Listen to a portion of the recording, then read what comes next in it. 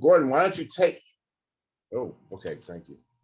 Why don't you tell us about how you started, how Landmark came to be, and what that landscape looked like 45 years ago?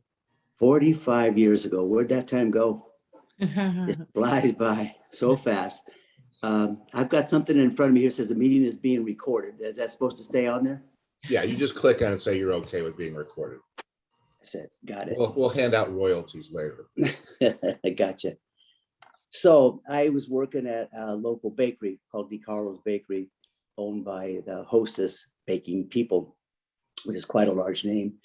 And I had worked there for 10 years into their sales department, delivering bread to schools and restaurants and various places like that. I was working next to a fellow. We'd load our trucks up at 11 o'clock at night because we deliver a lot to the schools, and they didn't want us on the grounds during the day. So we had to deliver our bread during the night, in the middle of the night. Load our trucks up at about 11 o'clock. We'd head out there, deliver our bread.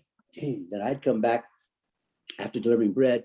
I'd be picked up in the parking lot by a brick mason, and I'd be his tender, and I would mix concrete and block and brick and do all that till 4:30. Then when I got off at 4:30, I would come home and I would go to school till 7 o'clock, sometimes 8 o'clock at night to get my real estate license. And then on the side, I had a janitorial and carpet cleaning business, trying to make extra money. So Gordon, how old were you? I was then in my late 20s, somewhere in there, about your age. Yeah. 50 years ago, about your age, 50 years ago. You had 4 jobs. 4 jobs. Actually, I ended up having more than 4 jobs at one time. And I just had to drive. My goal was to own property, houses, apartments, and investments and that nature. So working next to me was a fellow named Pete Yancich. He had a company called All American Realty. And he was the new kid on the block as far as realtors go. And he had an aggressive approach to real estate. Wonderful guy to work with. He's retired now and went to Nevada. But he used to tell me when we rode in our truck, he'd say, Gordy, I'm going to open up a real estate office. Get your license. So, I don't know, Pete. I kind of like what I'm doing. I'm enjoying what I'm doing. I bought a house. I've got an apartment building. I'm a young guy. I'm investing. I'm doing okay. He's, yeah, but you're working around the clock. I said, yeah, that's exactly probably what I am doing. So he opened up that company, All American Realty, and I got my license. Back there, that was way, way back in the early 70s. I was a Teamster. I was making $10,000 a year, had great medical insurance, great plan, terrific job. Everything was really, really good. And my investments and I was moving forward. But I was working a lot of hours. And so I ended up with something called Bell's palsy, and which is basically it affects your nerves and stuff. You're overworking, you're not getting enough sleep and rest and all that. And so I ended up in the hospital. And then it got a little bit better. So they sent me home. And then I had bilateral Bell's palsy, which was really unusual to hear. So I had a doctor, his name was Dr. Rubino. I hope I'm not putting anybody's to sleep out there. So yeah. Dr. Rubino came into the room and he goes, I've got bad news. I said, what, Dr. Rubino? He said, you're a young man, but you're going to die. I said, what do you mean I'm going to die? I can't die at this age. It's impossible, whatever. And he said, nope, nobody can work 22 hours a day, 23 hours a day and live. It's just a matter of time. You're definitely going to die. He said, you need to kind of take a step back, sell your janitorial and carpet cleaning business, reduce your hours. You don't have to work around the clock to make a living and all that. So I said, I'm going to take Pete. If I was making 10 grand a year, so I'm going to take Pete Yancich up and get my license. So I did that on a part-time basis, got my license, went to work for All American Realty, became their manager of their office, which is nice. And that first year in 9 months, I made like $40,000. I said, $10,000 for an entire year of work, plus a little extra money for all the extra jobs, or $40,000 for working in real estate. I said, I think I'm going to go to real estate. So I went in there, and 2 years later, I was going to try to partner up with Pete to be a partner in All American. He didn't really want to do that. So I decided to open my own company called Landmark Realty. We ventured on into a different area. We were real estate companies in San Pedro were mostly on 9th and 7th Street, downtown area. And I broke off and went all the way over to First Street and Gaffey Street in San Pedro, which has really raised a lot of eyebrows. What are you doing? That's not a real estate location or area. but it was for me. I had big signage in my building. I bought the building. And then, so now how do I build a staff? What do I do from here? So I started out with, then it was paper advertising was big. It's not as big as it is now. I mean, it's pretty small now, as a matter of fact. But paper advertising was everything then. So the local journal, which was News Pilot and Daily Breeze, I started buying full page ads in color. I didn't have anything to put in there. You know, we might have had like 6 listings on a full page color ad. So I'd put somebody maybe outside in the backyard, like in the barbecue, flipping burgers and all that kind of good stuff next to it in big ads. So I was like celebrating my property. Well, then agents started coming over and say they kind of wanted to work for us, this company that we called Landmark Realty, based on the fact that we had a great advertising plan, and they thought that was a good thing because they were getting feedback from their their sellers and buyers that is a good company. So that grew into 5 offices, mostly local. We did have 1 in Torrance and 1 in RPV, and then we had 3 offices in the San Pedro area. So immediately we went into the #1 position right away, and we stayed #1 for 30 years. And then we bought the franchise for the local area here. And from that point, it took off. Yeah, for KW. And that now, for the last 15 years, we've still remained in that #1 spot. So it's been almost a total of 40 plus years we've been in the #1 spot. But what do I tell people? And Nicole hears me tell people this all the time. New people will come in and sit at my desk. It's amazing. And they'll say, what do I need to do to be successful? And my famous line is, this is not rocket science. It's a job. And you have to work like any job. You have to be dedicated to your job. You have to have a tremendously good work ethic. And you have to show up every day, and you've got to work really hard. You've got to learn your inventory. You've got to learn your contracts. You've got to learn your disclosures. You've got to learn. If you were a welder, you're not born knowing how to weld unless you took up that trade and you learned how to weld and went to school, whatever, you learned how to weld. It's the same thing in our business. But I preach that all the time. And honestly, out of maybe 20 people, maybe 1 will take me up on it. It's absolutely amazing that they just wouldn't come in. I was big on office meetings and attendance in office meetings. And if somebody did make it to an office meeting in a very polite and nice way, I would say, not to mind Nicole, but to say it wasn't Nicole, I'd say, Nicole, I missed you at the meeting. I look forward to having you here. Can I see you here next week? And they say, how do you remember I wasn't here? I said, I remember who's here and who's not here. So what I do, we had what they call our upfront desk, and we had advertisement, and when the phone would ring, you have the opportunity for that desk time, 4, 6 hours, 8 hours, whatever it might be, of answering the phone and getting the ads. At that time, we had signs without our names on them. It was just a company name, the company phone number on there. So you had the opportunity of picking up buyers and sellers on the calls. But I was diligent in calling the person to make sure they're there timely, make sure they had the ads in front of them, and they were prepared to have dialogue for each and every ad that they got a phone call on. And then I wanted to have the results after. And I would call people, say, how's it going?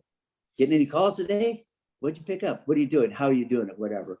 Just to make them alert that it's like holding accountable, that if you're going to accept that job and you're going to represent our company, that you're going to give it your all. Work ethic is something not everybody has. I remember my father telling me that when I first started the bakery, I started inside the shop in the bakery portion of it. And my dad would say, what time you start, son? I'd say, 8 o'clock in the morning. He said, I want you to punch in at 7:45, 15 minutes early. Okay, I can do that. He said, what time do you leave? I said, 5 o'clock. He says, I want you to punch out at 5:15. So 15 minutes early and work 15 minutes later. He said, do not ever accept a check from your employer if you haven't put in a good day's work, ever. If they hand you a check and you didn't do a good job, give it back to them. You haven't earned it. You have to earn your money. You got to have the diligence. You have to have the work. You have to have that work ethic. So that established with me a work ethic very, very young, to the point where maybe I overworked sometimes. It's different now. Then we didn't have the computers or the iPhones, and I can call Nicole and she can have an offer or a counter out in 10 minutes from her phone at home. It's amazing. Where we would have to jump in the car, drive down, get a counter offer, get it signed, drive across town, get the buyer to sign, counter back, drive across the town again. And preparing for appraisers was absolutely amazing to prepare for an appraiser. We had books from the local, thanks, Des. My wife said board. Yeah, local board of realtors. And the back of the book, they would have closed listings. And you have to make copies of that.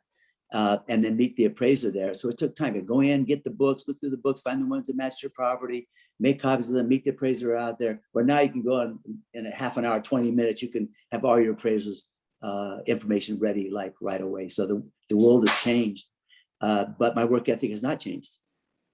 You know, And Gordon, Paul will tell you. I was Kathy Kelly invited me to a sort of a mastermind lunch a couple of years ago. I don't know how I got invited to it, but it was a lot of senior people there. And at the end, the senior people were lamenting the use of technology. And of course, it's sort of just what I've known in the last 8 years. But I was saying, to your point, the technology really frees up your time. You don't have as much running around. You don't drive people where they know things, but they still need you. So to me, it's provide tremendous leverage, and you've just sort of displayed that. I think on the when you have the MLS ability to get on every single morning and look at it, look at that hot sheet every morning and put in the areas that we're looking for. I'm on that thing constantly. I probably every 10, 15, 20 minutes, I'm checking it constantly to make sure something I didn't miss is going to pop up that would fit one of our people. Nicole and I really specialize in listings. I think we're a better listing team than we are. We're not a good selling team, but we really focused on getting listings and inventory. I live in a very expensive type gated city in Rolling Hills. The entire city is gated. You can imagine, not just a community, the city is gated. You can imagine that. And the homes are quite expensive up here. And so I've joined the architectural committee 25 years ago. I've been on that committee, and I try to attend their meetings, even whether they're Zoom meetings or in person. I try to be there to keep my name and my face basically in front of people. We've reduced our advertising, paper advertising pretty dramatically. Nicole and I have cut our expenses down quite a bit because Nicole is so good on the techie part of it, of going in and getting on Facebook and different areas that she can advertise on that, which doesn't cost a lot of money to do that. It just takes time. And I've been blessed to have a sales partner that loves to work. We're a good working team. And to that point, we'll sidestep the whole KW thing because you guys decided to adopt the franchise, and that was back in 2005. So we're all locked and loaded on that. But Nicole, you started, I think this is pretty interesting, and you just taught at Ignite about this because of everything you did. But tell us how you started in this office. Yes, my story isn't as interesting as Gordon's. He's pretty amazing. Something that he's super humble about and that he doesn't share with everyone that I think is so crazy is that he grew up in the projects in San Pedro. And I don't think he even graduated high school completely. Gordon, is that right? I did not, yeah. Yeah, a lot of people in our office know that, but in the outside offices, you may not know that about him. And so his success is pretty cool to see. You know, someone who didn't graduate high school and created what he's created today. Well, I didn't even hear about the bread truck thing till just now, and I've been here 8.5 years, and now you and Sergio have something in common. So there we go. Yeah. Yes. So then myself, I was in graduating high school, and my teacher knew that I was staying local for community college. And Gordon at the time was looking for a real estate assistant, and she connected us together. And I interviewed for the position as an assistant. I had no idea what I was getting into. I had a full college schedule, and in between, I was working with Gordon. So I was just in his office, absorbing every single minute from him, you know, by his side. Nicole, help me with this. Nicole, order a prelim. What's a prelim? You know, things like that. So constantly learning from him. And then, you know, years go by and I decide to get licensed.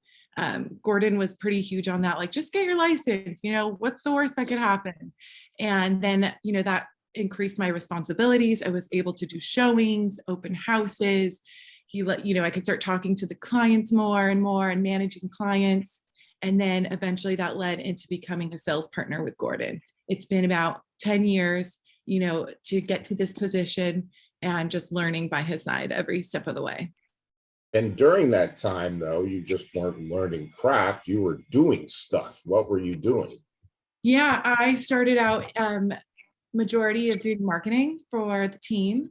So that was my day-to-day assistive type work, but mostly marketing. So building our marketing plan, you know, scheduling everything, doing our advertisements, making our brochures, working with the designers on our branding. Our branding is something that we've worked on, years and years and years. And Gordon has a lot of expertise in that because of owning companies and, putting his name out there. He's always about that. Just get your name out there, make sure they can read your name and make sure your phone number is large, that he's so big on that. We'll drive around and we'll see signs and he's like, that sign's horrible. You can't see their name. You can't see their phone number. And so constantly I've been, working at that and just getting our name out there. So that's majority how I started with marketing. Right. And so the Inman team. Girls. What? What was that? I think that was an errant comment. The code 65. All right, someone needs to be on mute. Kim, help me out. Okay, this broadcast was interrupted. Yeah, by the way, I'm glad you mentioned that in Ignite too, Nicole, because that's all you want to see. You want to see a sign where you can read the name on it. Please do that. Okay, there's a lot of different people I would assume do in the Inman team, but you had to sort of promote Nicole maybe, I don't know, a year and a half ago, 2 years or something like that, Gordon, and you didn't skip a beat, right? Not a single beat. She's been a true asset to have as my partner. And, we have to call each other back and forth all the time. Now, 99 times out of 100, we can accept the call right away. Sometimes we can't. I was trying to get calls last night. I was at a Little League baseball game in an area where I couldn't get reception. And it was just driving me crazy. So finally I had to walk around the field to find an area where I could return a phone call. It was pretty okay cool. if you don't call me back within 30 I minutes. know. It's okay. It's okay, but it's just something I feel I need to do. Yeah. I think we did. What did we do, Nicole? I know, was it in 2020? Was it 56 million? We did over 60. We did over 60 last year. So we're really proud of that, just between the two of us. We don't have any assistants right now. We don't have any other team members. We have a transaction coordinator. And then Gordon's lovely wife, Nancy, helps us with our bookkeeping and keeping all of that in line. So between Gordon and I, we are dividing and conquering. And I think if you're interested in a team dynamic and what that looks like, it works really well for us because Gordon has incredible background of knowledge and even his energy. He has 7 days a week type of attitude. So he's kind of instilled that in me. But then I have myself who, I can just go run around and do all the crazy showings and whatnot. And then Gordon can fill the gaps on that when needed. So we make a really good dynamic in that way. So let's talk about, because obviously over time, years, the branding, the simplicity, I mean, you are tell me what you're in now and what you do from a marketing standpoint. You have like a newsletter that goes to Rolling Hills, for example. What else you got? Yeah, Gordon started a newsletter in Rolling Hills, which is kind of our niche specialty area, and it's a gated city. So he started that newsletter 20 plus years ago, I want to say, at least when he moved in there, he started that. And then from there, I kind of built it up. I got there and I redesigned it. It was like a little pamphlet piece of paper. And I was like, I don't really like this. So, I just redid that. And then we do a quarterly newsletter in another niche area in our PV. We do a lot of mailing, but it's very targeted and specific. And it's a really good type of mailing, and it's very consistent, our marketing. That's the key to any type of marketing, is consistency. One card isn't going to do anything, but 12 cards a year or plus will do something. And we do get phone calls off of just our mail marketing. Social media is huge on my end. I've built a lot of clients just from social media use, and that's just my age group. So if you're, kind of that younger age group, capitalize on social media, because you'll just get people asking you questions, and you'll be walking on the street and run into a friend and they'll say, oh, I love your social media on real estate. I love learning from you. So that's been really helpful. Marketing. Hey, Nicole, let me interrupt you 1 second. So I get comments all the time, what a great job I'm doing on Facebook. I don't even know how to go on Facebook. Obviously you're doing it for me and you put my name out there. So thank you for that. You're very welcome. Everyone's on Facebook, so you have to capitalize that. It's free, and so why not? So we're constantly on Facebook and getting engagement on there. What else do we do? Our branding is really prominent.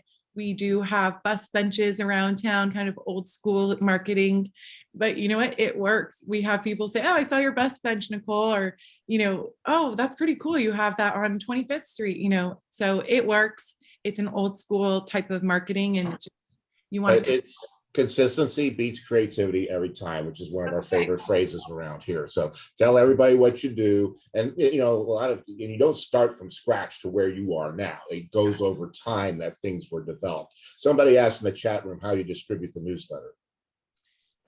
Okay, great question. KW Rocks, whoever that is. So we I stole that. we designed a template, and then I refill it, put new information on there, and then we use every door direct mail, which is through the USPS, and through that we can hit our target area. It's probably the most affordable way to get mailing, and we use a local shop. We use a local mail company, and they actually print it for us, and they mail it for us through every door direct mail. So we just use a local print and mail company. Okay, so with the time remaining, which is 7 minutes left, what do you guys think about the market? And I think it's sort of interesting. We talk about two different things, because you guys do focus on Rolling Hills, which is like 4 million and up, but you still do some things here and locally and whatever. So a lot of times we say the higher end market gets hit a little harder when things go south or whatever. But what are your thoughts? What do you see for the rest of the year? Where are interest rates going to be? Should I buy AT&T now? What, you just let me know. You buy AT&T now? I don't know about that. So I'll just give you my opinion of the market. It looks quite stable. It has been shooting up in values. We've all seen that one. Low inventory, high demand. You have to be an expert when you write up an offer and put the correct things in there, or you're not going to get accepted. And we've become very good at that, Nicole and I, even though we mostly work with sellers, but we have buyers also. We've expanded. We do apartment buildings. We do small commercial buildings. We do the smaller homes in the San Pedro South Bay area. And then, of course, we focus a lot in this high rent district, you might say, up here in Rolling Hills. So I think the market's going to stay strong. I hope the inflation or the high acceleration of property values slows down a little bit, kind of levels off.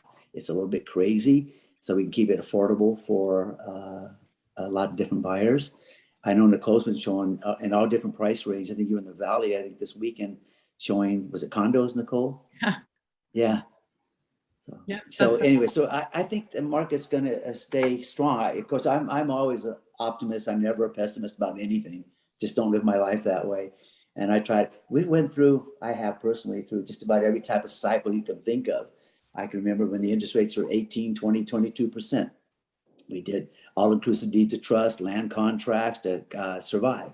There was a time when the banks didn't have money. They had to wait for what they call their allotment of money to show up. And sometimes 60, 90 days there, the money hadn't still showed up yet, even though you were in an escrow.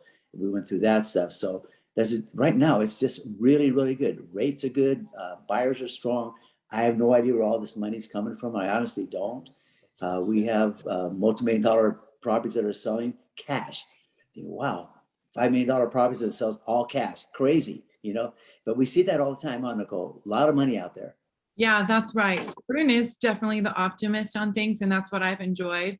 When I started working for him about 10 years ago, every single person, just buyers and sellers, were saying the market's going to crash. That started 10 years ago, and it has never crashed since then. Everyone's like the negative type. Everyone's like, it's going to crash next year. I'm going to wait. That's kind of just human nature for people to just want that next dip. And I do see it softening up, and the competitiveness, not as being as a frenzy. Maybe that will translate to prices. Sellers, I've noticed, one sells for 3 million. The same house next door wants to sell for 3.3, and then they want to list for 3.7. So I'm seeing this reaching for prices. And I think that will have a slow trickle effect over the next year, 2 years. Things move slowly to come back down. I feel it's kind of month by month. We'll see just kind of, the buyers are getting a little restless. They're tired of the fight. So, and, I just had a buyer right now say, I told him to go, 30,000 higher. And he's like, no, I'm not doing it. I don't care if I lose it, even though he wanted this property so bad. So I'm seeing like their Buyer fatigue. and there's a resistance there. So, but it's still super competitive. The buyer demand is still so high. I just see like the frenzy softening up within the next year. And that just means I've also been told, just like through my research, is that sellers are going to be selling at a much higher speed in the next coming up years. Don't stop your marketing to your farms, because they will start calling you, because they're seeing these prices right now, and your marketing right now will affect you in the next year from now, the next 2 years from now, the next 3 years from now. So what you are doing today will translate to the listings you have next year, and they are going to sell because a lot of the sellers have been telling me is that, Nicole, I want to sell, but where am I going to go? I can't afford the area I want to go. But if they see this small balance of less frenziness and still a good, strong price, they feel a little bit more comfortable, where they feel like, okay, I can see my next place. I'm not going to be in this weird limbo. So I'm sensing that in the next couple of years, it's still going to be so busy for us. It just, prices might have this little shift, and I'm okay with that. I want my buyers to, get into the neighborhoods they want. I don't want them to feel like they're overpaying. So this is necessary, a necessary balance that I think will come along.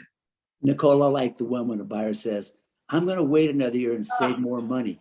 Oh, Guess God. what? You cannot save as fast as appreciation. Impossible. Yeah. If it went up 20,000, can you really save an additional 20 or 30 or $40,000? Yeah. No. You can't do it. So No, you don't. can't. Yeah, that doesn't work. And I'm so glad you told me that line, because I tell them, like, Gordon told me, you cannot save as fast as this market is moving. Trust Gordon, please. And some of them don't listen, and now they're priced out of a neighborhood that they would have afforded 6 months ago, and it sucks. Hey, Gordon, just to wrap up, someone asked about commercial and what we do with commercial, and I'll sort of answer a little bit. We are really looking forward to whatever KW is rolling out about the new commercial model, but we do commercial, but it's just the way we do it here through you, right? Yeah, we do not a lot of commercial, but we do our fair share of commercial, Nicole and I do. And we don't really farm or market for commercial. We tend to just get it because the people that we work with either own a shopping center or a small commercial building. And I think we get it more from a referral type listing, and we're not necessarily marketing for them or farming for them. Yeah, that's spot on. We don't market for commercial. We do it for our core clients that, have a commercial building, an office in their portfolio, and they call us, and we never say no. Sometimes we're like, we did a really big commercial, actually cut 2 really large commercial deals last year that, to be honest, we had to do a lot of homework on to really get the full service, but we did it, and we did it very, very well. And we learned what is necessary to compete with other commercial brokers, LoopNet, all of the above. So we do have a small pocket of commercial listings we do every single year. And okay. and income property, which is huge for us. We love selling triplexes, 5-unit buildings, all of that. Yeah, and if anybody doesn't know, San Pedro's got 3,000 new housing starts in the planning or design phase. The waterfront development's coming on. So we actually look to see that more commercial activity will happen here. And we are a hotbed for residential income as well. Yep. Gordon, Nicole, thank you very much. You guys were great. Let's do this next week. Hey, Rock, the final line is show up, work hard, learn your trade, do it. It's not going to come to you naturally. You really have to sit down and make it happen. Success is not easy. Success is work. And if you work, you will be successful. Yes. From when success is simple, it's not easy. There you go. And sometimes not exciting. All right, you, thanks, everybody. Thank you, Gordon. Thank you, Thank Nicole. guys. Yeah, you're welcome. Bye, Anytime. partner. Bye. See you soon. Okay.